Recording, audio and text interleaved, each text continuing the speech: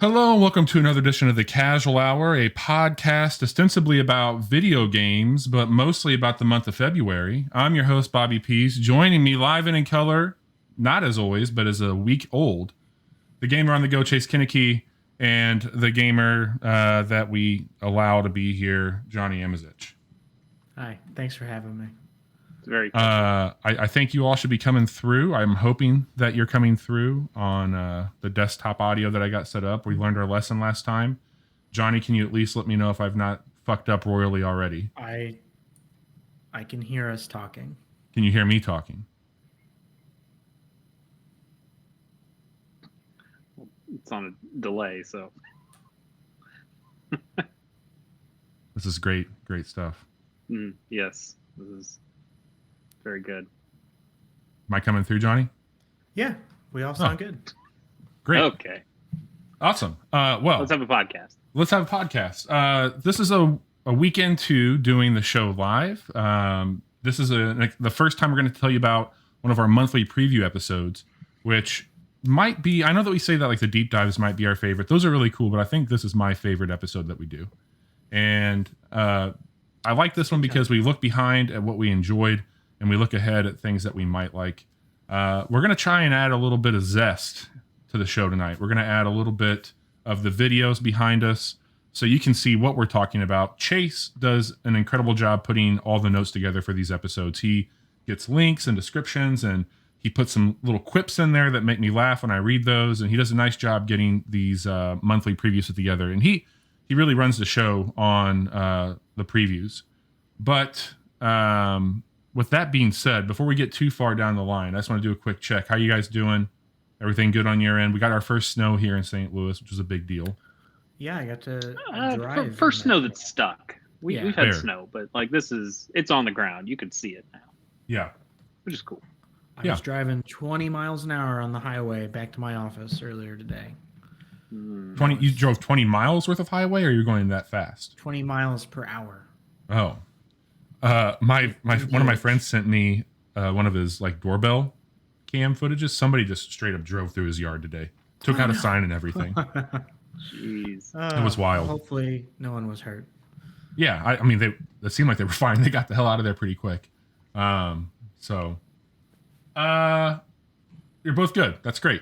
I'm happy. I'm good. Thanks for asking. I'm doing fine over here in my humble abode. We figured. Yeah, it's just given at this point in time. Yeah. I'm on vacation, but I mean, I'm very happy. I have no issues whatsoever. Oh, where are you going for vacation? Nowhere land, maybe. Well, I mean, I've gone a lot of places online. I've been in space a few times. I've been to Canada a few times. It's been a fun little getaway. Not bad. 10 out of 10 would recommend traveling this way. But let's get into it. Let's talk a little bit about some of the things that we've been playing before we get caught up in what's to come. Chase, I've been itching ever since you and I got together on Everspace, and you put a little nugget out there that you have played a game that you've been wanting to play for some time. You teased me, you wouldn't give me anything else, said you've never talked about it on the show. Tonight, we're going to hear about this game. So Tonight's the night? Tonight's the night, apparently. Yeah, I mean, you were playing Everspace, like you said, and one of the things I was asking you about, or like potentially struggling with, kind of asking you a little bit, is just orienting yourself in space. Like the orientation stuff can be difficult when you can just fly upside down, and especially when you're in space, what is up or down? It can be a little disorienting. Exactly. So I told you I had a game that I was playing that also could be relatively disorienting because of how it works. And I'm going to tell you guys a little bit about Gravity Rush. Dude, you guys I was wondering if... Yeah, I own with it. Gravity Rush. I've never played it. I played the demo. Yeah, I'm sorry. Gravity Rush 2, right? That's... I'm playing the first one, but yes, they have made a second one. I played the demo for the second one, and I ended up buying the second one, but never played it. So I know a little bit, not a lot, about what's going on with it. But I want to hear about it, man. This is awesome. Well, it's anime adjacent, so I know you're already excited. Fair. Let me tell you a little story about me and Gravity Rush. So Gravity Rush, if you aren't aware, I believe was a launch title for the best console of all time, the PlayStation Vita. Ooh. And I Yeah. owned a PlayStation Vita, and I did not play this game. This is the first time I've played this game, despite owning it on the PlayStation Vita, because I'm sure this is okay to talk about now. But friend of the show, Nick Sutner, who at the time would big time friend. He's been on Gamers on the Go. I've met him in person a couple times at some PAXs. In fact, this story is about meeting Nick Sutner, I think for the first time at PAX. And this was like almost a decade ago at this point. Well, whenever the PlayStation Vita came out. So what was that? 2012. Shut up, Johnny. I just said who knows. Like that was a rhetorical thing. You weren't supposed to. Yeah, Johnny. Come on. All people should know. I should know, but I don't. I haven't done my research. Anyway, I was talking to him at PAX. He was working at Sony at the time, and he was asking me how I enjoyed my Vita because I showed it off. Hey, I just got this because I wanted to play Persona 4 Golden on it. And he's like, "Oh, well, what else are you playing?" I was like, "Not much, because these memory cards cost $1 billion. They were a ton back then, right?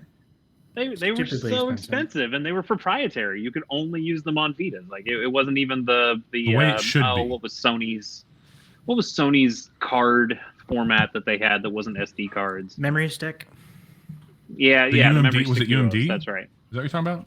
No. UMD was the discs for PSP. Yeah. But they had like for general Sony, memory stick duos for what you use in your like digital cameras or stuff like that. But only Sony stuff because it was super proprietary, and everyone else used SD cards because they weren't fucking crazy. Anyway, so this wasn't even the memory stick duos. This was its own format, and he's like, yeah, I get it. They're really expensive. You know what? Let me see what I can do. I'm like, oh, okay. So had a great time at PAX, got back to my apartment, and about a week later, there was a package from Nick Sutner, and said, "Hey, hope you were able to store some more games on this." And it was a bigger memory card, and it was just he sent a small handful of some games, which was super nice of him. And I can't remember what was in the package at the time. But I know one of those was Gravity Rush. Oh, one of them was not 999, but Virtue's Last Reward, the second one. I also haven't played that. Sorry, Nick. So he sent me some Vita games. I didn't play any of them, but I very much enjoyed the memory card, and then ended up absolutely adoring the Vita. So I felt bad that I'd never played Gravity Rush because it seems really cool. They remastered it on consoles a while ago. They had a second game come out that I heard was pretty popular and was even better than the first game. And I think they both were on sale relatively recently for like Sony PSN had like an under $20 sale, and they both were up there. So I said, you know what, screw it, let's do this. Let's buy some games and play some stuff. Yeah. So yeah, I played the very first Gravity Rush game. I didn't finish it. It's relatively short from what I see. It's like 10, 11 hours long. If you kind of just keep it pretty steady on the main story. Isn't the second one's a little bit bigger than? I mean, like they really expanded. Second one's much bigger. Yeah. Yeah. Second one's much bigger and apparently much smoother. I haven't even played the demo of the second one, so I know very little other than what people have told me. But the first game, it's solid. I mean, part of it feels like a Vita game where, you know, I'm playing this with the DualSense, and I'm like, oh, look at all this power I have, and it goes, yeah, we don't need any of that. We're fine. Like we're a pretty old ass video game at this point. Do your worst. You don't need to worry about super smooth controls and shit like that. But it actually works pretty well. So Gravity Rush is a 3D platformer. Yep. And the cool gimmick about it is that at any time you can turn off the gravity. You can float just in midair, and then you can make gravity whatever direction your cursor is pointed in. So now you can make the wall of ground, and then you fly over, and because now you're falling onto the ground that at one time was the wall. It's nuts. It's cool. And they gate that by having a little meter of, if you're not in normal gravity, if you're not going down and going to the correct gravity, the original gravity, then that's taken away from a meter. So you can only play with the gravity so long before you have to go back to the standard original gravity. So they put out new gravity, but then they always make you refer to Gravity Classic. Is that what you're saying? Yes, absolutely. Okay. Absolutely. Sounds heavy. Gravity 2 was not popular. They had to go make Gravity Classic. And this game is basically just a lot of ways to play with that gimmick. And it's pretty solid. It's you're going around a hub world that you are trying to bring back. It's kind of this world that's been broken off, this city that's kind of been broken off into different pieces, and you're trying to get those pieces to come back together. Absolutely. I mean, it has an anime look, but it also, is a 3D modeled look. I feel like it's very close to some Devil May Cry kind of art direction, especially in the backgrounds and the city itself, where it feels not quite gothic, but there's a lot of brick going on, a lot of industrial, like industrial London kind of look to it. It's the original Genshin Impact. No, it is. No, sure. No, it's not. It Let's is. go with No, that. I would not say that. But the gameplay is pretty simple. Like they had a really great gimmick with the gravity thing. Everything else is pretty bog standard, where it's, hey, here's some races. And the cool thing about the races is you can play with the gravity while you're doing the races. Hey, collect 5 of these things. They're floating out in the world. The cool thing is that you can use your gravity Super powers. Mario, not Sunshine, but the one that just came out that has a sequel. Oh my God, why can't I think of it? Super Mario 3D Odyssey. World? Oh, 3D Odyssey. World? Not Odyssey, the planetary one where you're jumping off planets. Galaxy. Yeah, this is just Super Mario Galaxy, but anime. No, I get where you're going with that, but no, it's much more locked to its kind of hub world, and you can go to some different areas, but eventually you will lock those areas back into the main place. And you get these crystals that are kind of everywhere. There's a bit of a Crackdown vibe to it, because you can just see these. They're called precious gems. You can find these precious gems that are, oh, this one's on a rooftop. What if I turned off gravity and then turned it up? So now I'm flying up, and now I can fly over to that building and pick up those precious gems. Or you get precious gems from doing the races, or you get precious gems from doing story missions. You get precious gems all the time, and you can spend those to either get new attacks, stronger attacks. What's up? You're a precious gem. Oh.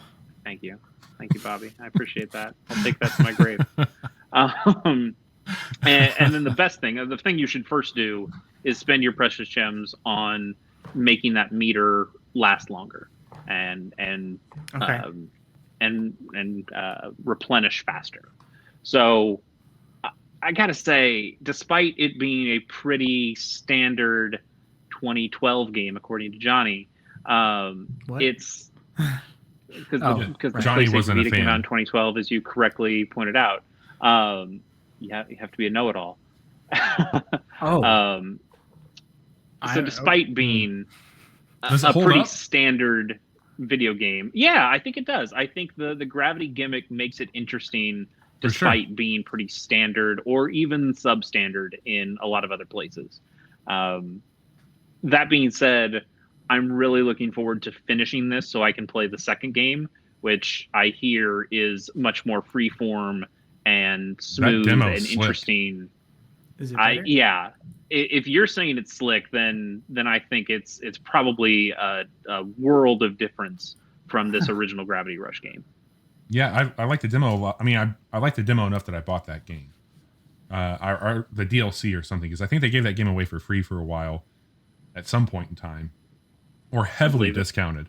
I picked it up then, and it was great. I really enjoyed it. I thought they did a really nice job with the demo, and I've almost fired it up a few times, and maybe, just maybe, I'll do that soon.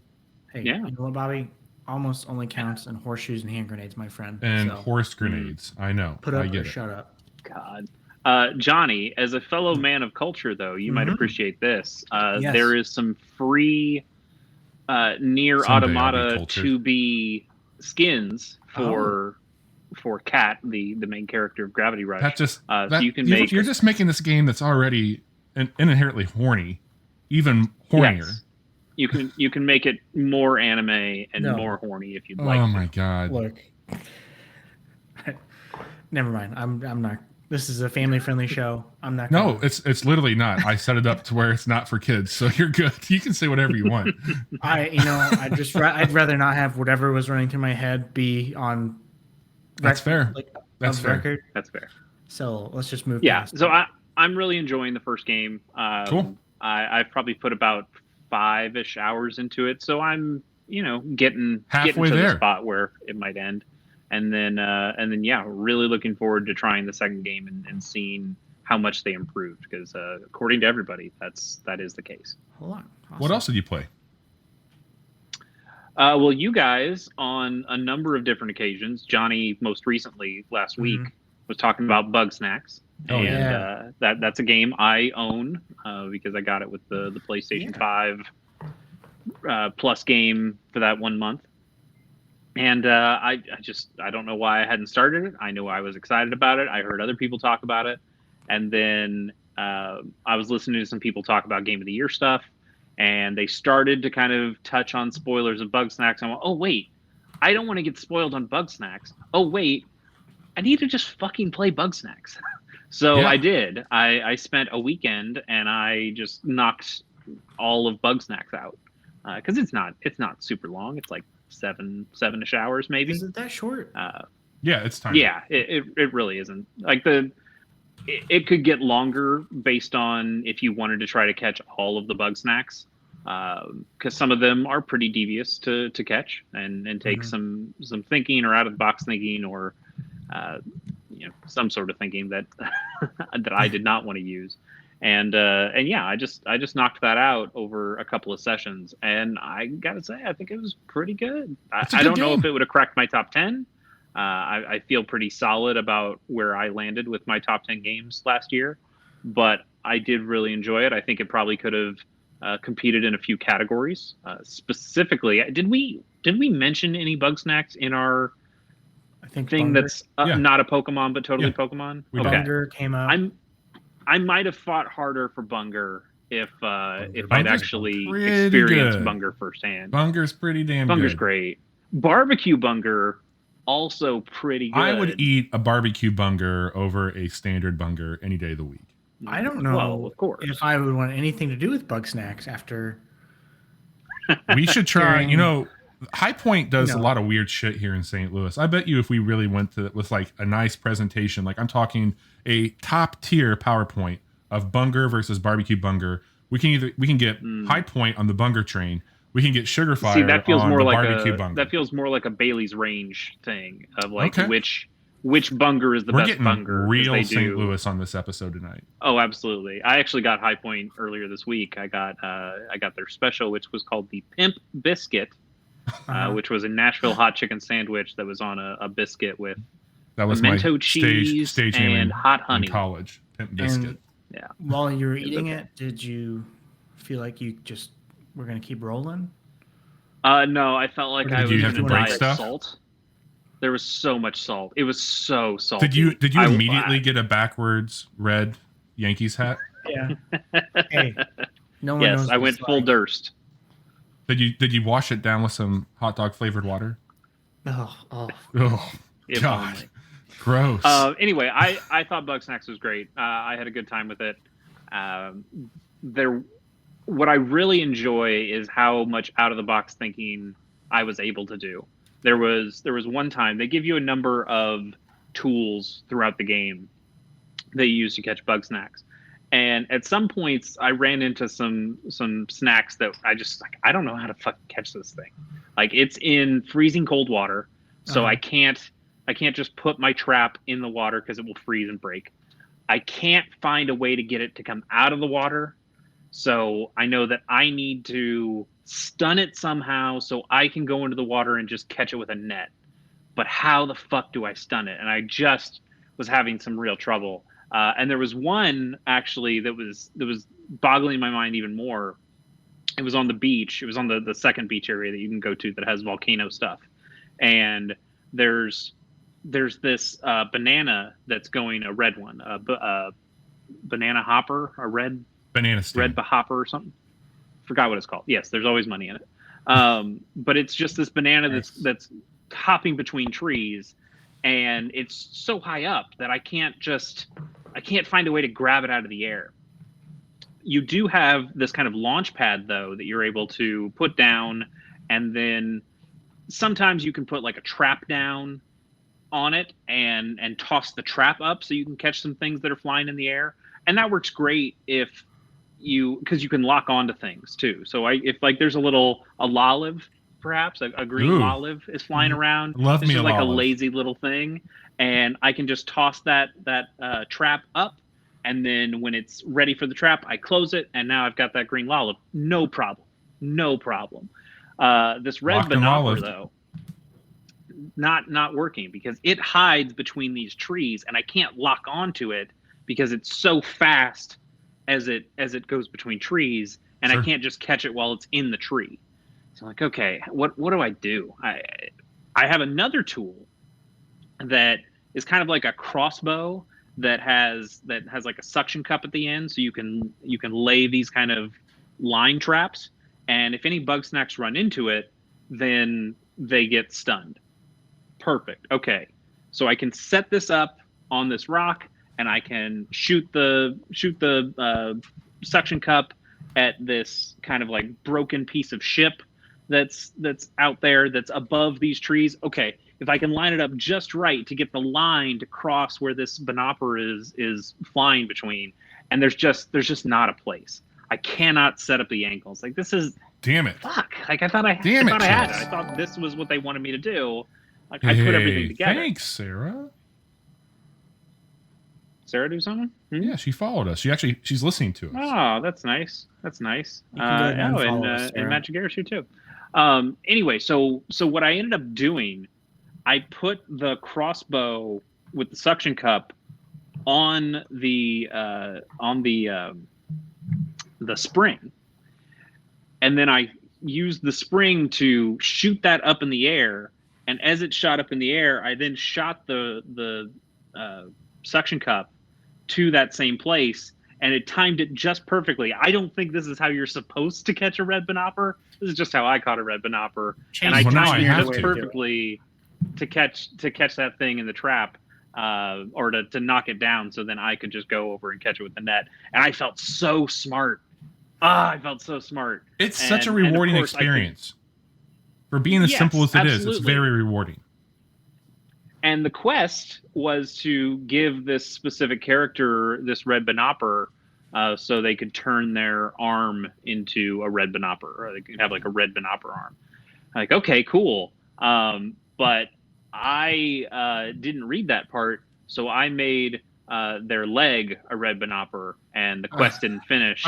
And then I went, wait, what the fuck? No, what did I just do? Oh no, not good. So not good. Then I had to then I had to go catch a red banopper all over again, and it took me a while because my method was bad. I have a bad method, and it really only worked the one time. So I had some struggles with that game. I think it's pretty great though. I enjoyed the characters. I really liked the writing, and for what everybody said with it gets so dark, like I don't know if this is for kids. It's like, I mean, yeah, I guess it deals with some more mature themes. Yeah. Sure. Yeah, like not graphic themes. It doesn't get like full that, Wonder Chosen. No, but I mean, I don't think it even gets full Ren and Stimpy, but there's definitely, like whenever they would go to the close-up shots, nah. Yeah, that was a I couldn't fucked up do that. show. I was a Rocko's Ooh. Modern Life guy. They never got Yeah. that close. But yeah, I guess I can kind of understand where people are coming from. We're like, yeah, it gets a little dark, but I don't think it's that not. bad. I think, No. So yeah, like kids could handle it. star for Gravity Rush and a star for Bug Snacks from Chase tonight. Mhm. What else? Yeah, Anything else? very Is that cool. it? I played more 13 Sentinels. I haven't finished Yeah. it. That's the other game that I'm really worried about spoilers on. Sure. But had taken a Same here. pretty extended break from it. Mhm. And when Did I you find came back, yourself I was really. able to like find your way again? It took a easily? bit. It did take Yeah. a bit just to remember, like, okay, yeah, so Juro is this guy, and he wants to kill these people, but he doesn't actually want to kill them. It was a dream, or maybe it's time travel. I don't really know. Do I not know that because I don't know that, or do I not know that because it hasn't come up in the story yet? I can't remember. I can't remember what I can't remember, and that was a little tough. But Don't have time to explain. exactly, absolutely. I don't have all the characters unlocked yet. Neither do I. But Not in the story getting mode there. anyway. And but I am still generally approving of my method of going down one character story as far as I can, and then when the game says you can't play any more of this story until you play somebody else's story that unlocks more here, then I go to a different character and I do that. Unfortunately, the character I want to see the most, which is Natsuno Minami, she's the one with the little ET robot. She is locked behind a character I don't have yet. So I need to get no. She's a I need to ways get off. somebody else's story that I don't even have and I don't know how to unlock yet. I need to get them far enough so I can unlock more story for her. But yeah, I still am really liking the story stuff. The RTS stuff I think is fine. I think it looks really cool, and I think if it was just that, I could probably put my brain into that space and play that more and enjoy that more.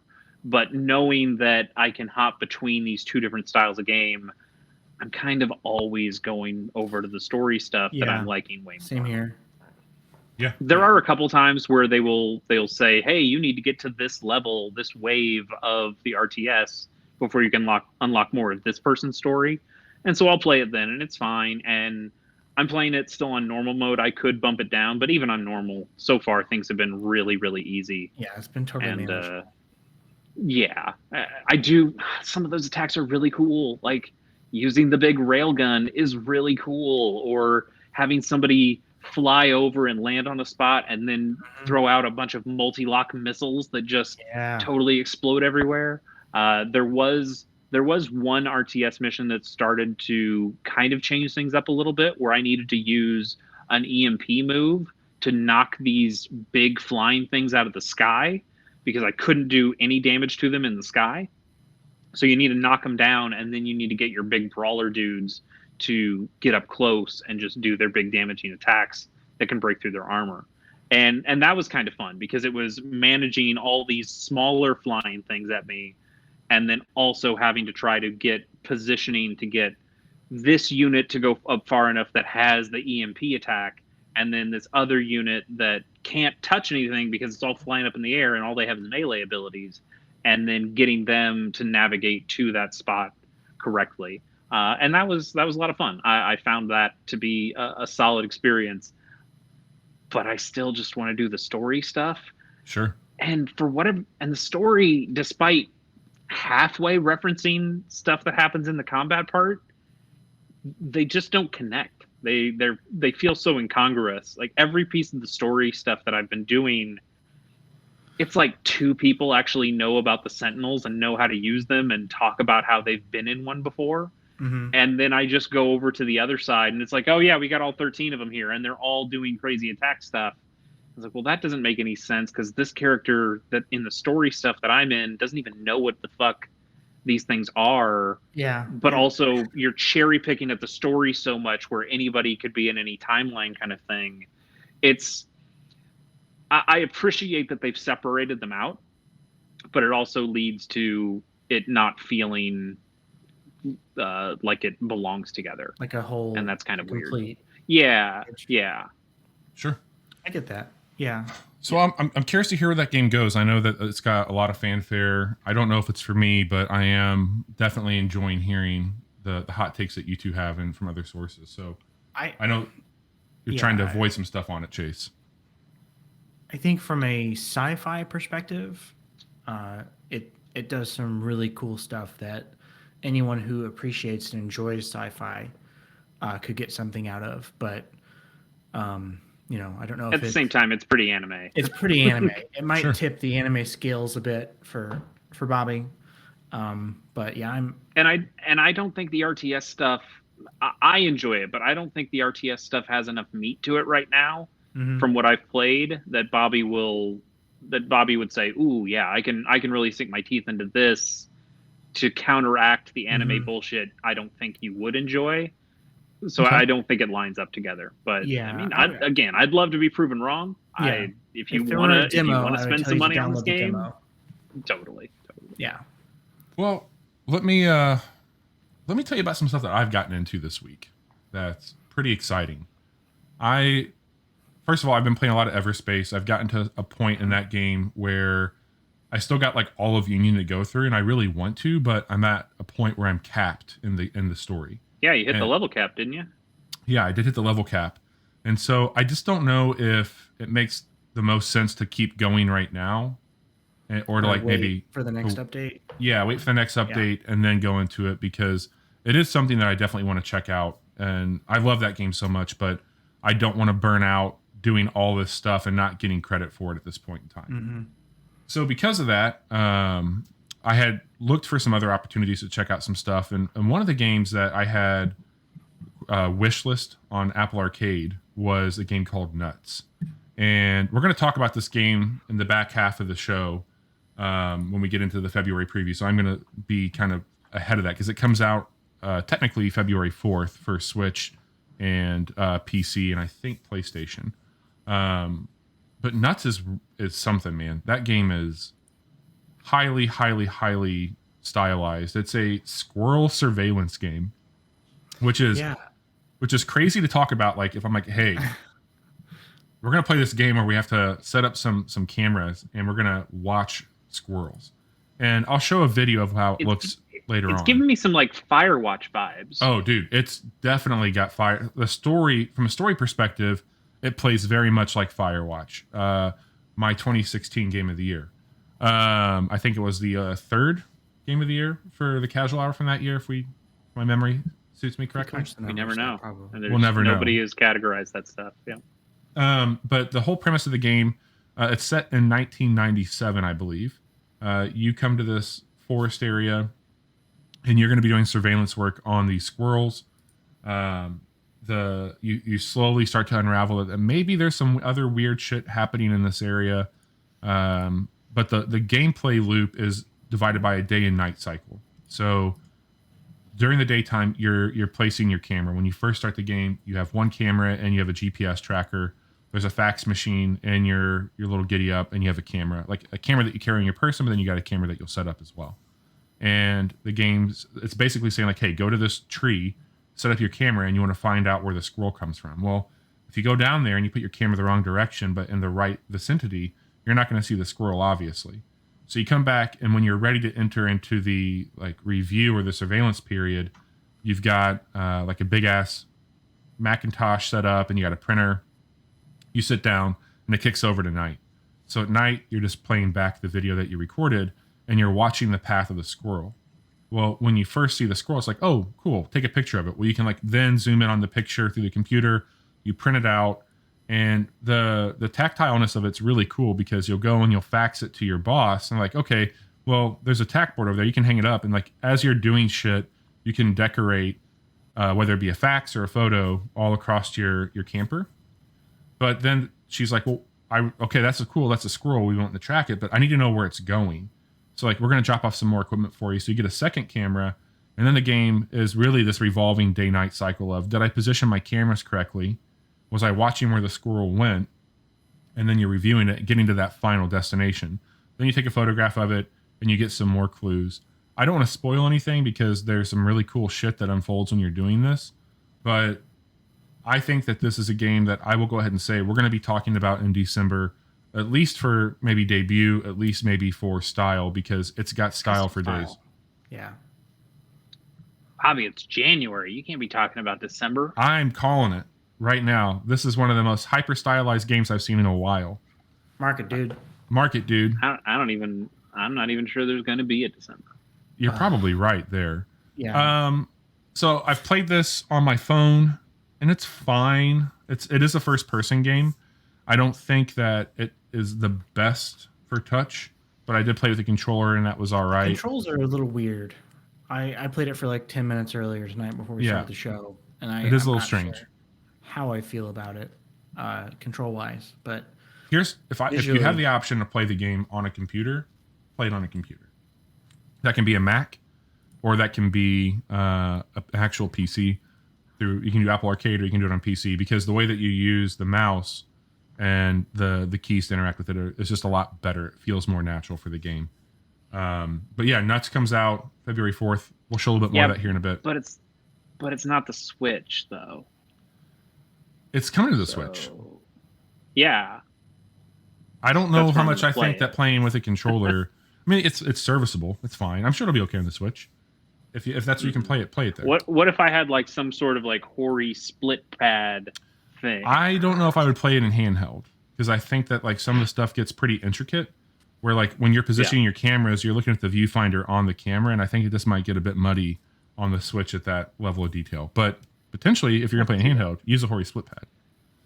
I'm definitely gonna play this game.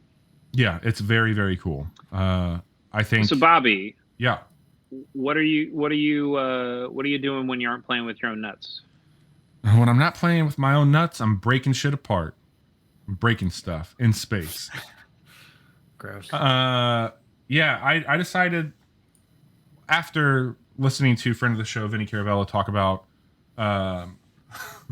hard space shipbreakers for a while, I decided to pick it up. And I had a little bit of money in my Steam wallet. This is an early access game. The premise sounded right down my alley for something that I would enjoy. And for anybody who's been following us today, I did end up recording a quick look of this game, because it is something that's pretty much captured me pretty heavily. The premise for this game, it's a space sim. You are a contract worker. Did you say the name of the game? Yeah, it's Hard Space Shipbreaker. Okay, I don't. Maybe I missed it. I didn't think you said it. I said it. Yeah, I said it. Okay. Fine. So the gameplay. Jeez. Huh? Oh. The whole concept is that you're a contract worker for the Lynx company or corporation, and there's a lot of salvage and waste in space, as you can imagine, and they are contracting you to disassemble and keep what you can and get rid of what we can't. And this is a first-person simulation, so you're going to be floating around in space with no gravity. And Chase, I don't know, I can tell you right now how much you'll like the controls of this, because it is easy, like an actual like ship-based game in space, to lose your footing or the lack thereof when you're trying to coordinate which direction to go. You are using a thruster system to move around the ships. There's no gravity whatsoever in it. So far in the game, I have a grapple and a tether system that I use, and then I have a beam laser or beam cutter that has two different types of nozzles on it that I've been using. And there is something so satisfying, and even a lot of strategic elements that come into disassembling a ship. And each time you hop onto it, you do have a contract that you're fulfilling. And in that contract, they're going to say, we want these items from the ship. You can take apart the whole thing, but there is a timer by default that's 15 minutes. And so it's as much as you can do in 15 minutes. You also do have some system management in the game, like oxygen by default is going to deplete, but they have a refill station in your cabin right by where you're working, so you just go back over to it. They give the option how to turn some of this stuff off when you create a new playthrough if you want to do that. I don't think it takes away from like any achievements or anything like that planned for it, but I decided to play it the way that they had intended, which was to have those systems depleting as you're playing it. But it's wild. It is so wild, and I think one of the things that they've nailed is the sound. Like being inside this rickety old ship that's just floating in space as you're taking it apart has some insane sounds to it. And the Foley work that they've done with like all the tools that you use, and then as you progressively like rip apart structural elements of the ship, the way you hear it bend. So there's 3 areas that you're taking this stuff into. You've got a processor, you've got a furnace, and you've got the barge beneath you. And every item is color coded whenever you hover over it. It'll be like, okay, this needs to go to the barge, this needs to go over to the furnace. You can pull it with your grapple, but some things are too heavy, so you got to tether them. The things that I loved about Death Stranding, that meticulous work. Wait a minute. That like I'm Wait, what? What? There was something that, like, the thing that I loved about Death Stranding was definitely not the story. It definitely wasn't the combat, but it was the actual like the job progression, the job system of that game. Like, go to this point, you're going to carry these items, you're going to upgrade your equipment so you can do more with those items. To me, I think that was like the highlight of it. On the quick look, I talk about like even in Ooblets with the farm, Stardew Valley, Minecraft, Satisfactory that I've talked about on the show. Like, I've realized that I have a knack for games that put me to work. And I like chasing that reward. And this particular game as well has a really cool progression skill tree that you can upgrade all your equipment and do some really cool stuff with that as well. Is this how you segue into announcing that you are leaving your life at Apple to become someone who deconstructs barges? I mean, maybe this has been underwater welder.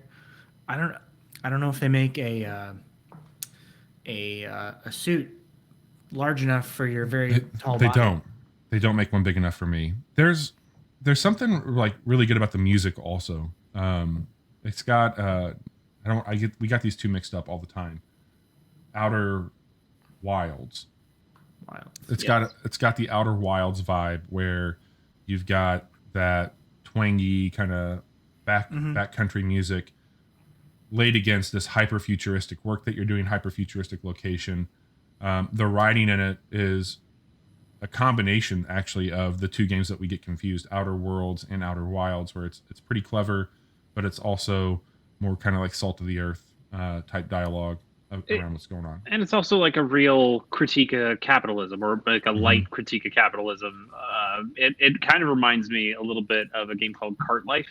If you guys have ever played or heard of Cart Life, where like that is a game that is meant to be extremely difficult for you to succeed in because of all well, in this game it's more like the survival stuff that you have going on, but it's just you have to get to your job by this time or else you're late for your job, and you also need to be able to feed yourself and your cat or whatever. I haven't played enough of Cart Life to remember it, and it was also a long time ago, but like this game also like immediately puts you in a ton of debt, right? That's why you're doing this work to begin with. You're just in such debt. I don't know if I'll ever be out of debt in this game, because not only are I think that's the point. Yeah, you're in a mountain of debt, so you do that. If you need more oxygen, anything that you use costs money. You're like, oh shit, I just made, $1 million+ taking apart this ship. That's great. And then you get back out, it's like, oh, by the way, here's your renter's fee, here's your docking fee. And they end up taking away like half your money after you do it. So like you stay in debt. All that oxygen you used out in space, that ain't free. No, that costs money. And it's definitely, it's tongue in cheek in its approach, but yes, it's like Cart Life. You are definitely paying the man back forever. It's Johnny, I think that you would adore this game. It looks really cool, man. I was watching a video while you were talking. Was it my video that I recorded today for the show? Is that the one that you were watching? Because that's the definitive. No, that's the definitive take. He's never going to give you ad revenue, Bobby. Yeah. You just got to let that one go. Hey, I got to pay back those bills to the Lynx Corporation, Johnny. You got to watch my shit. But no, that's really it. I'm already in debt to Tom Nook, so I don't know if I can jump in on this one. Tom Nook will kill a motherfucker if you don't. That's true. I did also. I haven't played it. I'll play it next week. Oh, sorry. Go ahead, Chase. I have a feeling that I'll probably play this game sometime around June. This one? That's when it comes to PlayStation 4 and Xbox. Oh, they do have a release date for it? Yeah, June 16th, 2020. Very cool. That's awesome. So get ready for our June preview episode. Yeah, spoiler. I also downloaded the game and I have it installed. I'm going to check it out probably over the next few days. Called Starbound. It's a Chucklefish game. It's got a really cool look to it. I'm going to check that out over the next couple days as well. And Bobby, can you do me a favor? Mm-hmm. Because I'm, there's something I've been thinking about for the last couple days, and I don't want to see you get hurt, and I also don't want to see me get hurt. Yeah. So I need you to make a promise on this show. Yeah. Where me and Johnny and the other 2 viewers, and I think I count as one of those viewers. So the other 1 viewer, and I don't know, you guys probably count as the other viewer. You can't play Star Citizen. Don't play Star Citizen. Yeah, I don't. Why would I ever do that? No, Johnny, you're fine. I don't care about you. It's you can me. lose your life to that. It's me. But Bobby, from playing games like Everspace to playing Hard Space Shipbreaker to playing Starbound that you're talking about, I know that you like this space shit. Yeah. And I'm telling you, for your own good, don't spend $10,000 on a ship in Star Citizen. But what if I get insurance for my purchase? No, don't. Yes. You'd be foolish. Don't do this. Don't do this to me, Bobby. I feel like that game could be some kind of siren song for you, and I'm telling you right now, as a person who has been in that position, not with Star Citizen, but as a person who's been in that position, it's not worth it. The progression, though, I think you're really bold of you to assume that I would be able to handle something of that magnitude, where I'm really eyeballing maybe Kerbal Space Station and going that direction and trying to launch some shit into space that way. Kerbal Space Program. I can give you. I'll allow it. I'll allow it. But if you start talking about how you're going to start getting into EVE Online, then I'm getting into Evangelica. That's what I'm going to get into. EVE Online will always be far more interesting to read about than it will be to actually play. Probably. Say it again, Bobby. What are you getting into? Evangelica. That's yeah.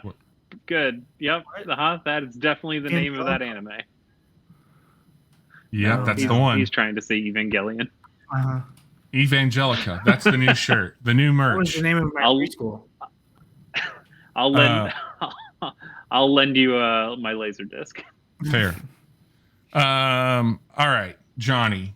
Yeah. Are you like me and only playing space games too, or is that just a weird thing that I found myself doing for the last several weeks? I mean, Super Robot Wars T takes place in space. I don't see that on the note. Actually, the T stands for Terra, so it's more about being on the Earth. More like terrible. But I'll allow it. There's I've been spending some time on Mars there.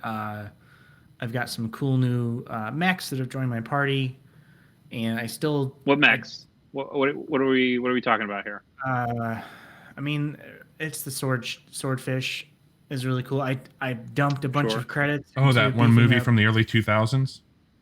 Yeah. Have you met any Gundams yet? Mm-hmm. Quite a few. Yeah. You found the G Gundam and the Noble Gundam, I believe.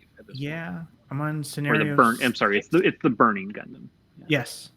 Yes. Yeah, I've met some Gundams. I met a space pirate named in Japan. Captain In Japan, it's called the God Gundam. Oh, which is pretty good. That's way cooler. The God damned him. That's what I said. Yes. Yeah. There you go. Look, I won't torture Bobby with a bunch of Super Robot Wars talk. But I like that game. It's a fun strategy game. The animations are cool. The story is ridiculous. I've taken some screenshots. What I do remember being really cool about that game was the bombastic, big ass, like whenever there was a major attack, like that shit looked really cool. Great. It's just it's so over the top. It makes no sense, and I'm having a great time with it. Shit, I lost my train of thought. Thanks, Bobby. So I'm here for. Yeah, look, I am almost like Bobby's comment last week that this will be a flame that dies quickly. I'm almost playing out of spite, despite the fact of how much I'm enjoying it. I love doing things for spite. Yeah, it's very Larry David of us. Now, Johnny, Yes. I don't think. I think even Bobby might be able to admit that Super Robot Wars T is not the worst game you've played this week. No, not by a long shot. You guys remember Anthem? Why'd you play this? Excuse me? Okay. You know I wanted this to be great. Yeah, so did I. Fuck Anthem. Yeah, that game's a piece of shit. Why did you play this? Why did you do this? Why? Because I've been thinking about BioWare, as I am known to do from time to time. Wow, that's where you're. Oh, BioWare. Out of all the history they have, let me fire up Anthem. Okay. Any day now, that game's gonna get better. Let me finish my story. You want to go to Oscar Mayer and get a steak while we're at it? Okay, it's been just over 2 years since that game came out. Oh, and you did this on the 11th anniversary of Mass Effect 2. Let me think about Anthem. I'm waiting for the fucking remakes to come out in March. Look, I played this game for like 15 minutes.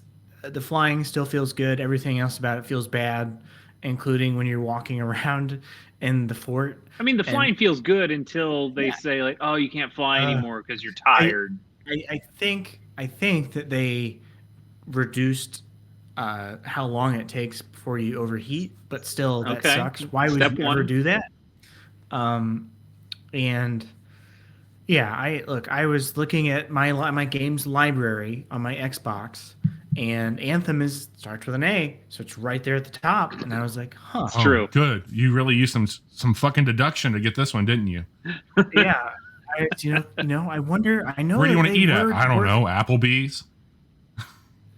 Look, you just. Why starts Hot with an A. Real Monsters? It's in the neighborhood. Hot Real Monsters is the best Nickelodeon cartoon because like they threw 3 A's to begin that show. Yeah. Anyway, My lord, Johnny. That game is still disappointing.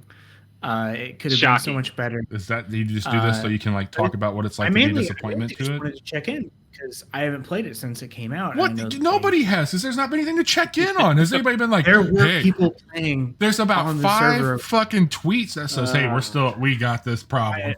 We don't know what to do with it.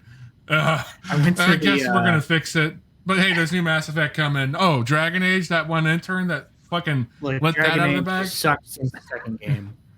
I can't believe you. Anthem. Yeah. Did you play it on Stadia? Yes. No, you're the only one stupid enough to buy Stadia that's part of this podcast. You bought one Anthem too. one most disappointing, right? No, I didn't. Yeah. No, I think Red Dead Redemption 2 did. No, it didn't. Get the fuck out of here. Anyway, that's the Anthem minute. I'm going to delete that game from my hard drive if I haven't already. Good Charlotte over there talking about the fucking Anthem. And yeah, hold on. Yes. No, that's another good Charlotte song. Yeah. Oh, okay. So far, 2021's #1 game of the year, Hitman 3. I finished that. It's the only game that's come out this year. That is correct, and also a true statement. It's no Anthem. Yeah, so you guys, no, it's not. You guys know how much I love the Hitman games that have come out since 2016. Those games continue to be very good. Last week, I had played just the first mission, I think. Since then, I have played through all 6 maps that they have in this new Hitman game, and the story wraps up. It's just as stupid and amazing as I hoped it would be. It's so ridiculous, and I am looking at going back and playing through all of those levels again, just because there's so much more to do and different ways to eliminate the target, and it's so good. This is the perfect game to come out before all the other games come out. What's the craziest thing that you used to kill somebody?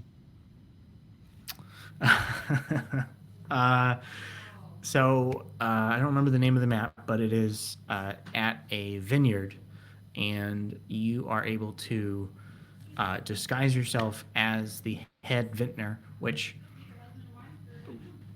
47 looks nothing like this man, but he's able to blend in so perfectly that even people who work directly with this man on a daily basis are fooled once 47 dons his outfit. And one of your targets on that map wants requests a tour, and so you are giving a tour of this giant winery facility, and Great. there are different places you can take them to, and each one of them, I assume, you would be able to eliminate this person at. Like there's a freezer, a deep freeze. There's another thing that grinds all the pulp up or something, and then what I did. There was Master winemaker Johnny Amazich over here. Yes. Hey, my family does make wine. Yes, Big John's mead. Oh God, it'll grow the hairs on your chest. That's for damn sure. That's what got you here. You can use it to strip boat paint. He made some of that wine, and 9 months later, your ass showed up. It's so okay. Quick fun. So my family is Croatian heritage. When we first started making it, we made with this old Italian guy, and so we called it Crotalian wine, which may be the first of its kind in the world. Anyway, so you're in this giant, wine making facility, and one of the things they have is this gigantic grape press. And, oh my God! Did you fucking put somebody in the? And you're talking, and 47 is giving his quippy little lines. The writing in these games just chef's kiss. So his delivery is so fantastic. And the woman steps out underneath this thing. Oh my God! And there's two steps to do this. You hold triangle to undo the safety mechanism, and then you do it again to release the grape press. And she just wham! This thing falls down on top of her, and I'm not kidding, guys, it's probably like 15 feet in diameter, and it goes down and it comes up and there's just red goo. I just keep thinking about that E-Bombs World video of the woman who falls out making that noise that she made. Yeah. So they need the noise. They need the noise in there when the press happens. Yeah. The best part though, it's considered an accident to death. So everyone else on the tour with you just kind of walks away. And like, oh my God. And then off scot-free. Yeah. I was waiting to have to run. Because usually if you just kill someone open like that, you're compromised immediately. But I just walked away and went back up to the party upstairs and took out the other guy. I nearly had tears in my eyes because I was laughing I so do hard right after now. doing that. That's very good. I mean, shit. Yeah. Here, hang on. Yeah. Did it sound like this? Let's see if I can get it to work. What kind of grape? These are filled with Chamberson grapes. Great and content. The winner this Saturday, who's studying music, eating international foods, having wine tours. It's a lot of. This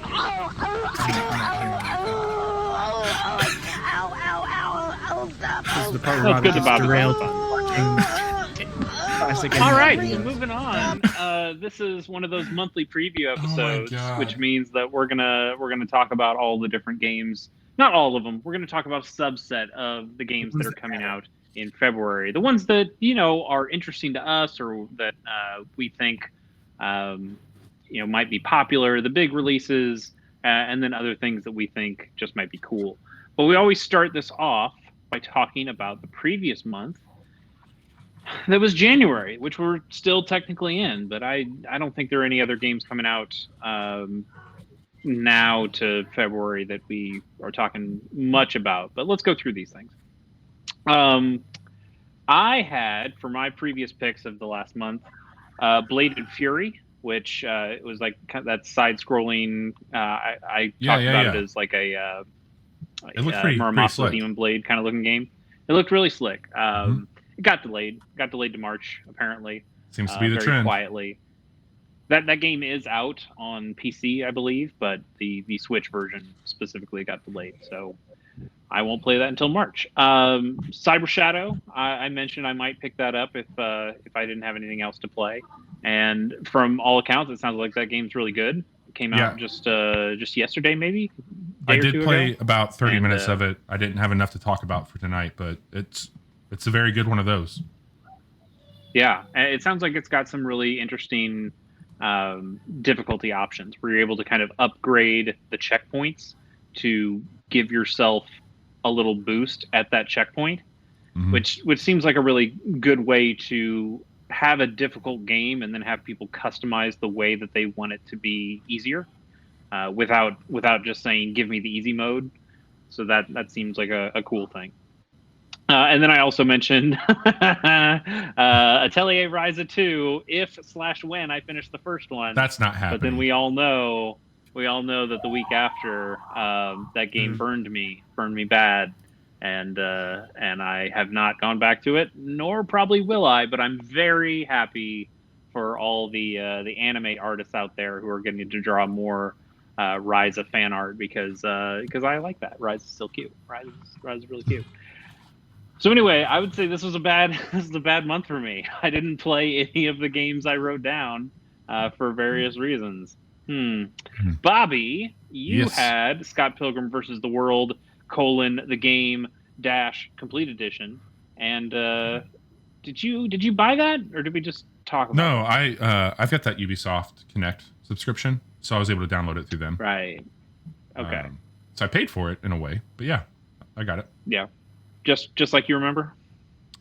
It is. It's so good, man. I like that game a whole lot. Yep, great soundtrack. You wrote down Hitman 3, which you haven't played, right? I've got it downloaded. I haven't played it yet. It's not a space-based game, so I'm not playing those right now if you haven't kept up with it. So, Hey, 47 could be an astronaut. Yeah, sure. That's true. Ooh, Hitman in space sounds all right.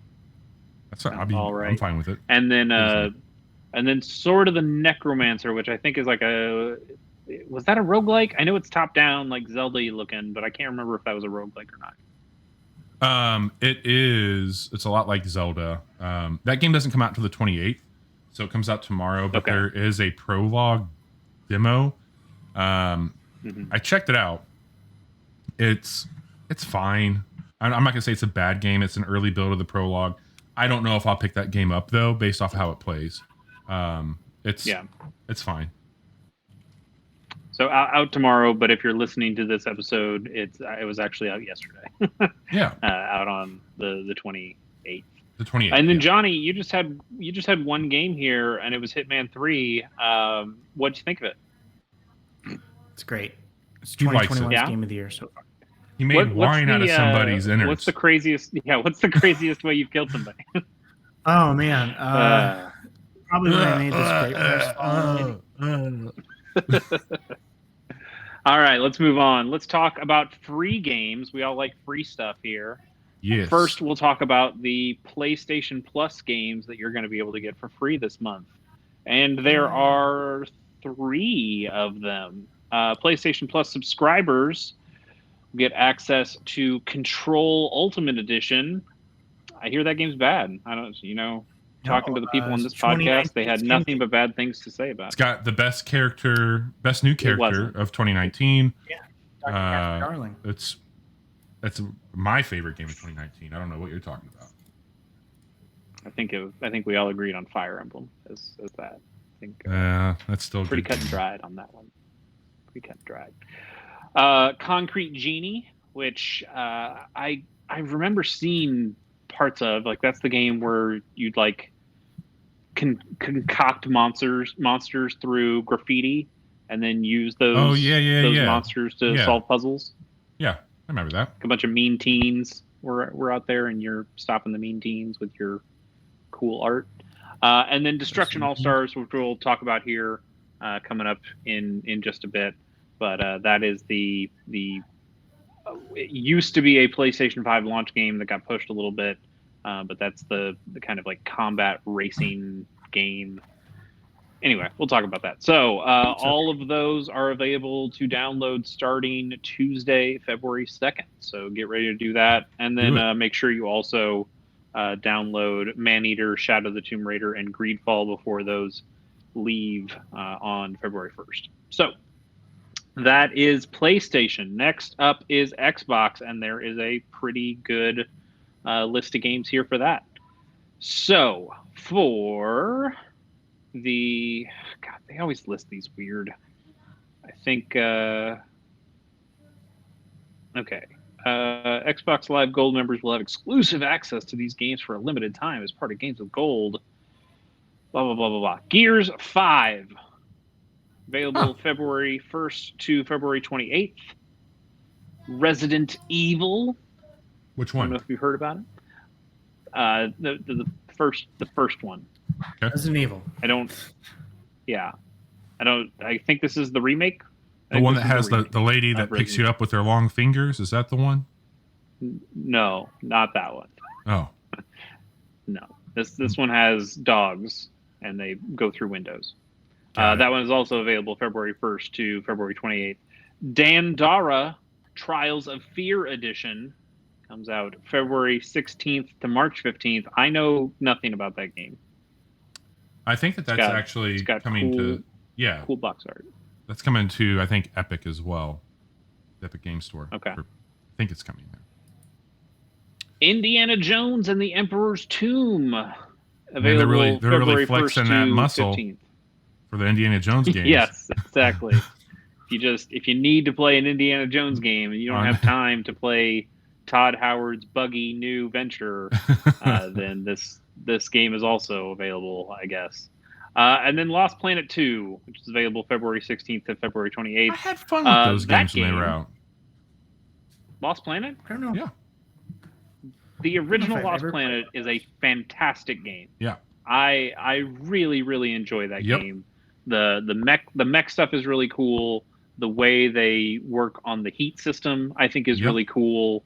Grappling, it's a very good grappling hook. I would love to see another one of those, like a refreshed version of that. That would be cool. Unfortunately, the second game, and I think they made a third one. They made a Lost Planet 3, right? Those games are bad. Not as good as the first. They tried to get way more into the Monster Hunter style of game. Yep. And instead of the first game, which is no, I'm saying that everyone hates them. So this is beyond me not liking Monster Hunter games. This is people saying this is a bad Monster Hunter game. But the first game is very much more like a story-based game, level-based game, and it's very, very good. I like that game a lot. And with that, Bobby, we go to you to talk about Game Pass. You're a resident Game Pass expert. So anything you know of that's coming on Game Pass sometime this month?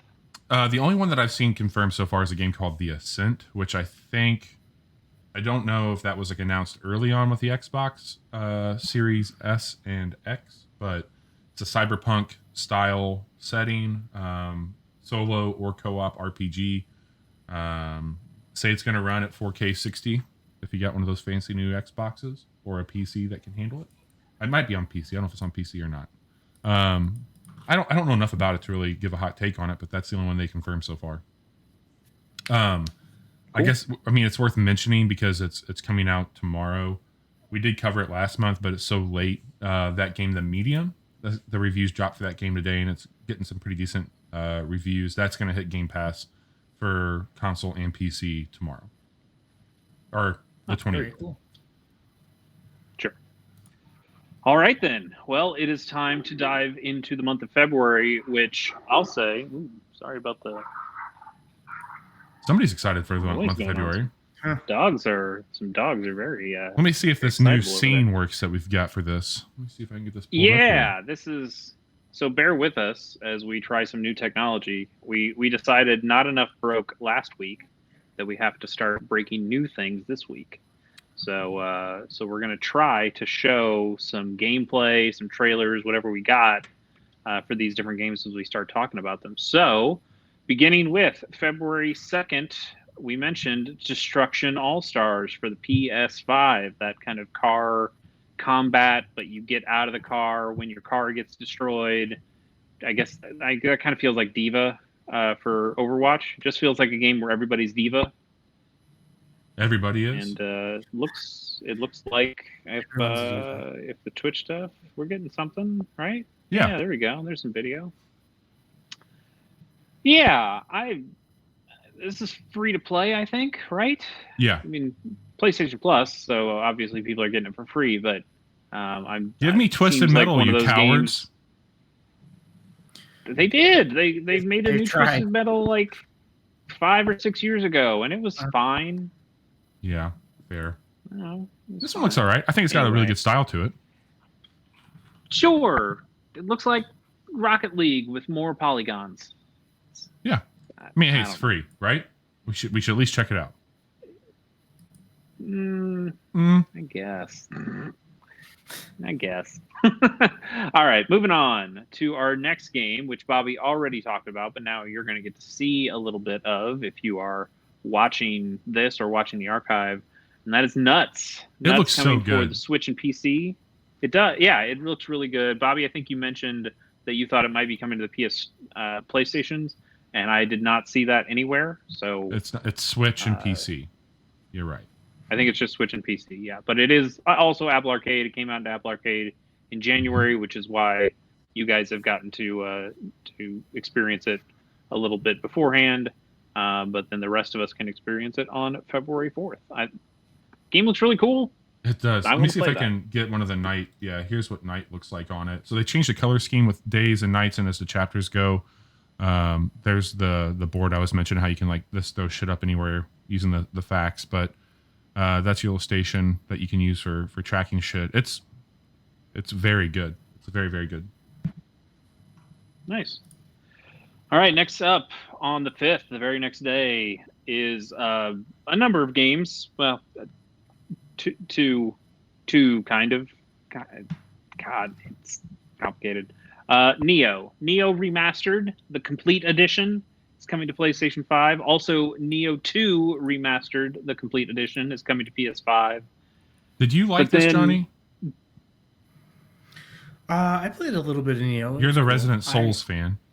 Yeah, I didn't dig too deeply into it. I know that it does a lot of cool stuff with stances, with the different weapons, and I have not played a single minute of Neo 2. But I do know, I think it was well received by the people who played it. I think so. Yeah, it's kind of like a level-based Souls game, which some people found interesting. It actually got me to purchase the first Neo, and then I never played it. But I feel like I would enjoy Neo more than I would enjoy a standard Dark Souls experience because of the way it's broken up like that. Still definitely has that, that difficulty spike to it. But I think combat-wise, it does some unique and interesting things for sure. Yeah, and I think this is going to look really good on the PS5. I mean, obviously, the frame rate increase is going to help out. Yeah, I mean, hope so. But I mean, looking at some of the stuff they're showing here, it looks pretty slick. Yeah, but I mean, it specifically should look better because these remastered versions are both coming to PS5 on the same day. Neo 2, the complete edition, not remastered edition, is coming to PC and PS4. So basically, everything that'll be in the complete edition, except for the fancy graphics, will be on PC and PS4. But the PS5 will get that graphical upgrade. Nice. Anyway, moving on. Let's go to February 11th, where a little game called Death Crown is coming out for Switch, PS4, and Xbox One. I agree. It looks really cool, and that's why I put this on this list. I don't think a lot of people are going to be familiar with Death Crown. I certainly wasn't until I was looking up games for coming out this month, and I just think it looks rad. It's a fast-paced RTS that has kind of an MS Paint look to it, where it's like all black and white pixel-based stuff that it's really neat. It's like on a hex grid, and it's kind of I'm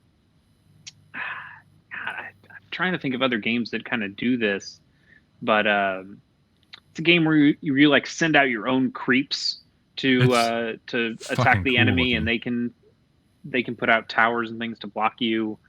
I think it has a really good look to it. I'm kind of interested in it. It's going to be a cheaper game. I can't remember how much it cost on any of these platforms. Do you know if it's coming to PC? Yeah. I didn't see that, so it might already be on PC. Maybe it's just getting ports to these other systems. But it's one that I'm going to be keeping an eye on. I think I might pick that up. Yeah, for sure. It is on Steam. It's on Steam. Nice. Cool. How much is it? Yeah, that makes sense. Yeah. It is $10. Okay.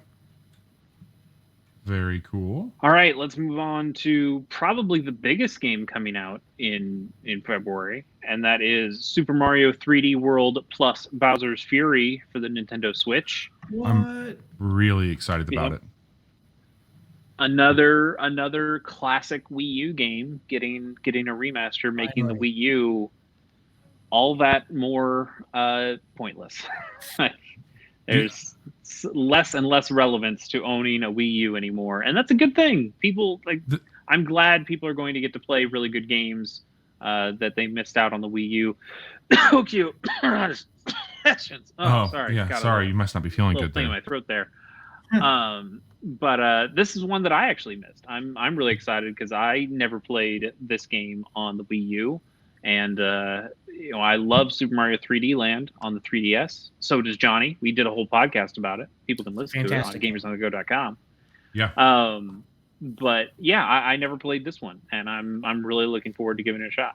I think this is going to be a ton of fun. Like, this would be one that we could all do streaming. I can have this going with us playing together, and I think this would be probably one of the first games that the three of us can actually bring over playing together on Twitch. I don't know if I'm going to buy this game because I've already played it. Yeah, I played the shit out of this Bobby game. And I'll just play it then. That's fine. It's all right. We would have made you be a toad anyway. Yeah. Definitely. All right. I mean, all right. I will probably buy this game. I just don't know if I'll be buying it. It's a good Mario game. The day it comes out. Fair. Well, thankfully, I believe Nintendo is selling this forever and not just until March, like all their other Mario games. Fuck. I'll still be salty about that. All right, let's move on here to the 16th, and that is Fallen Legion Revenants. For God, what a terrible name. Terrible generic ass name. But it's coming for Nintendo Switch and PS4. And I like my notes here. My notes here is that this looks like a discount 13 Sentinels and seems like it plays like a discount Indivisible. And I use the word discount because, it doesn't seem as good as either of those things. But I do like both of those things. So maybe I'll actually really like this game. I don't know. Like, this definitely seems like some chase ass shit if I've ever seen it. It does seem like some chase ass shit. I will give you that. But bounce ahead here, see if I can get like a talking head. 5 months earlier. Yeah, I mean, it's definitely got that vibe to it. There's something about it. I could. Almost the art style almost reminds me of Slay the Spire a little bit. I was thinking more of the maybe that Castlevania remake style, that stylized game that came out of Bloodstained. Sure. Yeah, it's got more of that Bloodstained vibe to it. I think.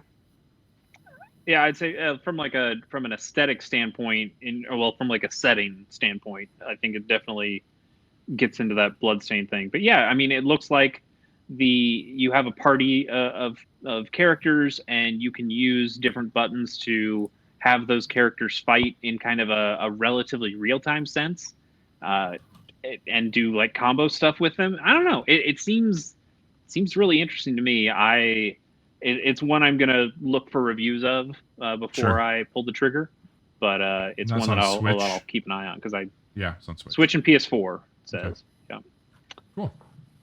Okay, let's move on to the 18th when we have Anodyne 2 Return to Dust coming for Switch, PlayStation 4, PlayStation 5, Xbox One, and Xbox Series X and S, I suppose.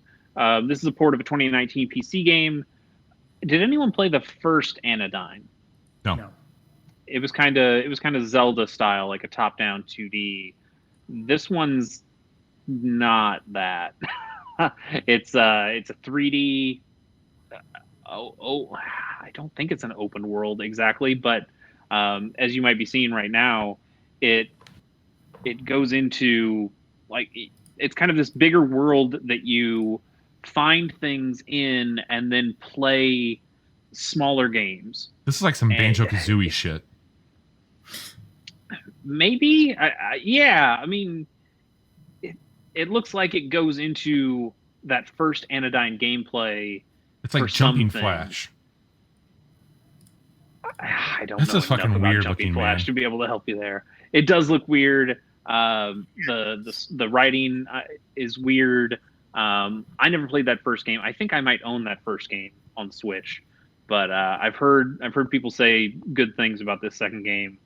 I don't know if this is necessarily for me, but I appreciate its weirdness a whole bunch. Sure. I can talk to this next one. Okay, I will let Bobby talk about Curse of the Dead Gods, which is coming out February 23rd for PC, Switch, PS4, and Xbox One. Bobby, take it away. So, Chase, you had put in our notes, what if it was Hades but slow? And Yeah. I remember you. I almost wrote what if Hades but bad, but I decided that's unfair. I'll just say slow. But I meant bad. So it's not a bad game. Let me preface that. And quite frankly, I think that I was showing you this game, and you're like, "Hey, you should check out Hades." And this was back a while back, and I was like, "Oh, what's Hades?" And you're like, "Oh, it's this really cool game from Supergiant coming out, yada yada yada." And I was like, I remember telling you, "Hey, I don't really like these types of games, but this one's all right." And you're like, yeah. "Hades is better." And so I fired up Hades, and you're absolutely right. Like Hades was the absolute worst thing that could happen to this game. And they were around early access or at the same time. It's fine. It's got some all right stuff that happens with curses and boons. There's some neat mechanics that play with it. But I will say with authority, play Hades over this every single chance you can. Yeah, I mean the comparisons are fair and yet unfair. Like Right. I'm watching some of this gameplay again, and I'm seeing, you're dashing over spike traps that look exactly like the spike traps exactly in Hades. Like the combat, like the sword stuff, looks pretty close to the sword and stuff. even that when you Zagreus get the is doing. damage that you get, I mean, it's yeah. Hades is for I've said it every single time I can. For somebody who does not care for the run-based genre, the roguelike, I mean, I like the elements of rogues, but like the traditional, like make it through this, Hades is in a league of its own. All the hype around it getting Game of the Award accolades and all that, it's all fair. It's well warranted. Supergiant is incredible at what they do. They've made a standout game, and like this game is definitely the Wish.com version of Hades. Like it just is. Like, oh God. I'm sorry. Like I'm not trying to be I'm not trying to be a dick. I'm really not. And it's not fair because I'm sure that they were trying to do something. It just feels so dated and mechanical in comparison to it. And it's just not fair. Yeah. Not fair it's at all. really not. So sorry, Curse of the Dead Gods. But if you've done everything there is to do in Hades and you're still looking for more, play Hades. Maybe just play Hades again. Yeah. Yeah. I mean, Hades I love it's got the cross save shit too, which is awesome. I mean, being able to go from PC to your Switch, like it's a better all around pickup if you have the means to do it that way. I love Final Fantasy VII Remake, but we might have gotten that one wrong. Hades might have been Game of the Year. I thought it was going to be Game of the Year. I thought it was too. I thought it was a lock. I didn't realize how much we all loved. Any new people to hanging out with us at the Casual Hour, we tally up for Game of the Year, and we basically rank our individual lists as a whole. But I don't want us to say definitively. That is not how we do it.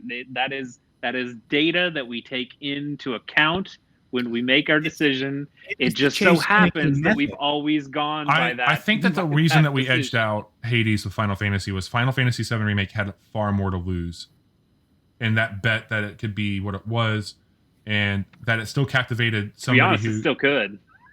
Yeah, it's true. It's true. Anyway, let's talk about something that they haven't technically finished that game. How do we feel about this next one? I'm so excited for this. Yeah. Yes. Instead of playing Curse of the Dead Gods on February 23rd, you could play Persona 5 Strikers instead. Or if you're cool and in Japan and have already been playing this for a year, Persona 5 Scramble. I like Scramble, but I thought I like that name. It's coming for PC, Switch, and PS4. From what I've heard, from what I've seen, this is like I know Bobby's a huge Dynasty Warriors fan now after playing Hyrule Warriors Age of Calamity. I'm the resident warrior and here on the show. And it feels like this game is in a similar mold of hewing really close to the franchise that it's musoing, to coin a phrase, I suppose. And I think that's really cool. Like there's going to be like a social, not exactly like a social link system 100%, but there will be that kind of concept. Some of that stuff. DNA. You will be talking to characters. You'll absolutely be walking around and talking to people and going on dates and relationship kind of stuff. But also, you're gonna fight a lot of phantoms as the Phantom Thieves, and that's rad. I'm there for it, man. That game's gonna be pretty cool. Yeah, I'm all in. I think the one disappointing part, and I can't even be that disappointed by it because I have not played Persona 5 Royal, is that there will be no Royal content in here. There's no Kasumi. There's no knowledge or recognition of any of the Royal stuff because this game was developed before Royal was a thing. And like I said, Japan's had this game for a year, so they haven't added on any Royal stuff to this. But none of us have played Royal, so it shouldn't bother us. Yeah, and but maybe this will make us play Royal afterwards. Yeah. I bought Royal. I better play it at some point. Right. Okay. So because we'll probably all be buying Persona 5 Strikers, that means we're probably not going to buy this other game that also comes out on the 23rd, and that is Rogue Heroes Ruins of Tassos. Tassos? Tassos? Tasers. I don't know. PC and Switch. Me, bro. The reason I put this on here, it looks like an online Four Swords Adventures. Yeah. That Zelda style stuff.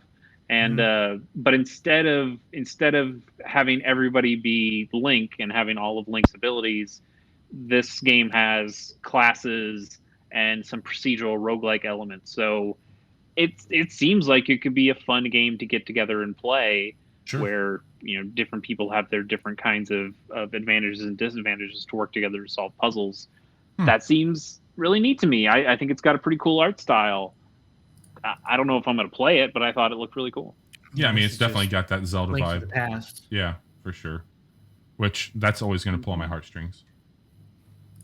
Yeah, like this dungeon that people are seeing right now on the Twitch stream looks 100% like a Zelda dungeon. Like just the pixel art on the walls, and it's like that. Did you just like copy Zelda's homework over there? Like that's yeeks. Okay, a couple more games here. One on the 25th, and that is Ghosts and Goblins Resurrection coming for the Switch. This game kind of looks like shit. It looks fucking awful. Is this a whole new game, or is this a remake? It's a remake, if you want to call it that. I don't. Game. What? It's not. It's not a remake. Oh, I don't like how this looks. I thought it was a brand new game. Is this what looks worse, this or 13 remake?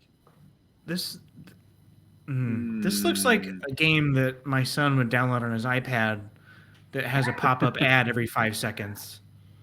Oh my god! I would say this looks worse. The 13 remake is bad because I know what it used to be. Right. Well, that's not fair because also I know what this game used to look like too. But I think there's a bigger gap. Like this looks like a bad game. 13, if I didn't know what it looked like before, I would have said, yeah, it looks just generic or fine, whatever. This looks actively bad to me in what they've done to the graphics here. I mean, on one hand, I appreciate Capcom saying, let's go back and revitalize old franchises. Sure. I like classic games, but this does not look very good at all. And I'm already a person, despite liking classic games, I never liked Ghosts and Goblins or Ghouls and Ghosts or any of those because they were always so fucking hard, and they're meant to be hard. This is also the same day really that unfun way for me. the 25th is the same day that the Outriders demo comes out, which I'm super jazzed for that. Since that got pushed back, it was supposed to be early February. That got delayed till I think April. But yeah, that is something that I'm definitely more excited for than playing this garbage. Yeah. Yeah, this one's kind of dead on arrival. And that's Speaking of dead on arrival, the last game. Whoa! Wow! Ouch! I had to do it. Speaking of demos that are going to be out, are out. Bravely Default 2. You can play the final demo right now, which I've downloaded and haven't played. I wonder. That's right. I wonder actually what's different in that demo than the original in the demo. Default franchise. Fuck. Yes, the third game, despite having a 2 behind it. God, I'm sure they're gonna do something stupid with the name. I can't wait. Fuck, they're gonna do something stupid with the name.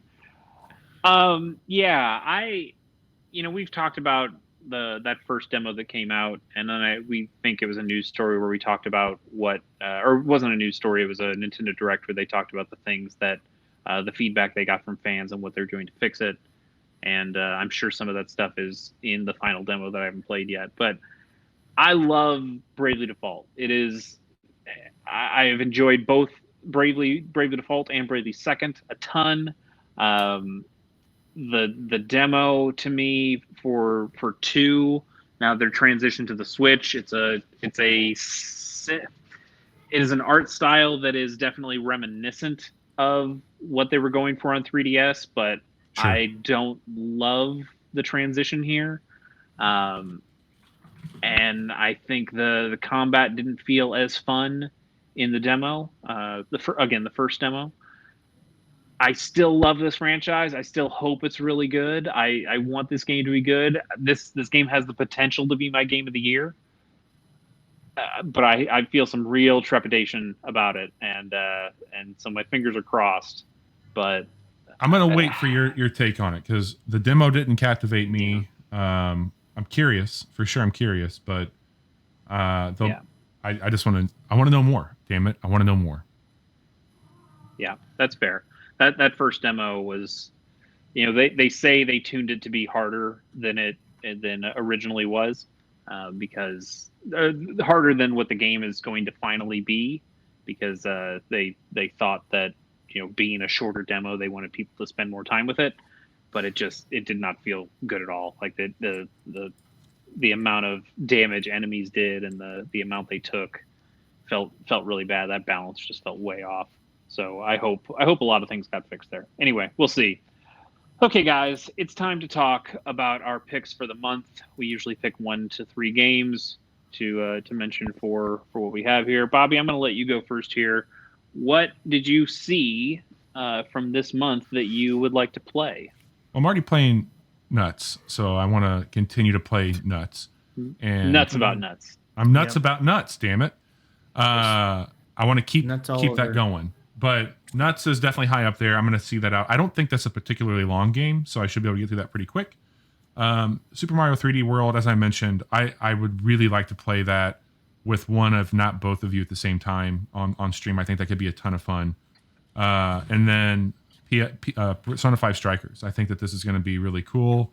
Had I not played and loved Hyrule Warriors like I did, maybe be a different take on it for me. But knowing that this seems to be following more Persona than everything else, that would be pretty awesome. So yeah, I'm definitely checking that out for sure. And then we didn't talk about it at length because it's just a demo, not technically the release, but I am very excited for that Outriders demo. Friend of the show, Hybrid Glass, and I are going to be playing that quite a bit, and cannot wait. All right. Cool. Johnny, how about you? What are you seeing that you're thinking about? Persona 5 Strikers. I was worried for a while that game wasn't going to get translated. And so I'm excited to check that out. Bravely Default 2. I've been intrigued by this series since the first one came out. I just have never actively engaged with them. And that Destruction All-Stars game, it looks okay. I'll check that out. It's free. So Yeah. We'll see how Can't that hurt. is. Yeah, I think that's for being the second month. And there's some pretty big games coming out in February, I feel. Yeah. I mean, Chase, you got a list here. As for me, I do. Yeah. I mean, I've got basically just the synthesis of your picks here. Persona 5 Strikers, Bravely Default 2, Super Mario 3D World. But honestly, I think there's a lot in this month to like. I didn't mention it in my picks, but I'm absolutely going to play Nuts. I'm thinking about that Fallen Legion Revenant's terrible name game. Death Crown, I think, looks really cool. I could see myself picking up a lot of games in February and really enjoying them. But the big games for February are the big games that I'm the most excited about, probably. It's awesome. I do want to shout you out again for doing such a great job of putting together the list. I think the video stuff worked out pretty well. Having that play was a bit helpful. You always pull the links for us, but being able to like watch them together, I think added a nice layer to it. So if anything, Twitch has given us another layer to how we can do this together, which is great. So I'm pretty happy with that. Right. Yeah. So let's wrap this up here. I did want to say thank you for everybody for tuning in and being a part of it. The chat's been pretty active tonight, which we greatly appreciate. It's crazy to think that for a week we've been hanging out on stream, and we've been doing some more content. We've really merged a few things that I used to do outside of the show with some of those quick looks, but also found new ways to come together as a group and bring that to it. But yeah, we're getting everything worked out still. Like, I know that a schedule is a difficult thing for the three of us to keep with lives outside of all this, but we're going to do our damnedest to stick to Wednesday nights with a live recording of the show. And then I'm going to try and stream Monday and Friday nights. Usually a game of my choosing, but I'm open to suggestions. We got a Twitter poll going right now for, I think Chase has asked me to play Super Robot Wars. So we'll see how that goes. Yeah, I don't know if I said it, but I definitely saw that somebody out there, some brave soul, voted for Super Robot Wars, despite it not being in the poll. Which that's dedication to a great franchise, really. Yeah, fair. But we are going to be back next week again with a live recording. We will be posting our podcast on all major platforms on Fridays. I did just throw up the links here in chat for anybody who's on there. You can find all of our Twitters. If you want to follow us on any of the social platforms or the casual hour across the board. Chase, you do a phenomenal job. And I know that we talk about this every week, but we got some new audiences here with your Gamer on the Go podcast. You want to talk a little bit about that? Yeah, we mentioned it earlier in the show. Johnny's been on that. You've been on that as well on different episodes. But yeah, gamersonthego.com. Talk me and a guest each episode. We'll talk about a handheld game or franchise, and we'll just talk about where it came from, where it went, and have a good time. It's a fun podcast. It comes out at odd times. I don't have one scheduled currently, but I'm always looking for potential games or even hardware. We know that there's the Playdate and the Analog Pocket are both coming out this year at some point, so those will definitely be covered. Talk about PAX when that happens. Maybe not going to talk about PAX this year. Who knows? We'll see. But yeah, you can find all that at gamersonthego.com. Awesome. And I know that I'll try and get the social links that we have for all of us, but I'll try and get one created for you for Gamers on the Go. That way we can link to that as well, because you do a really nice job with that. Johnny, something I always ask you on the show. You do have a son. I think that he was trying to come in and make a cameo a little bit ago. I need to go tuck him into bed. Yes. His name is Jude. What have you been doing with Jude? He's still obsessed with Among Us and Minecraft. He's an 8-year-old who loves that stuff. $30 worth of mine coins. 8-year-olds, dude. 8-year-olds. Yeah. Please don't. He loves video games as much as I do, which is a blessing and a curse. And he's waiting for me to go make his bed so I can tuck him in. So You're a good dad. but a terrible friend. All right, take it home. But yeah, that's been our show. We'll start adding some credits to it here. Really appreciate the community hanging out with us. Subscribe where you can. Tell somebody about us. We'll be back live on Friday night with a mystery game. I don't know what we're going to be streaming yet, but thank you so much for hanging out, everybody, and have a great night and be safe.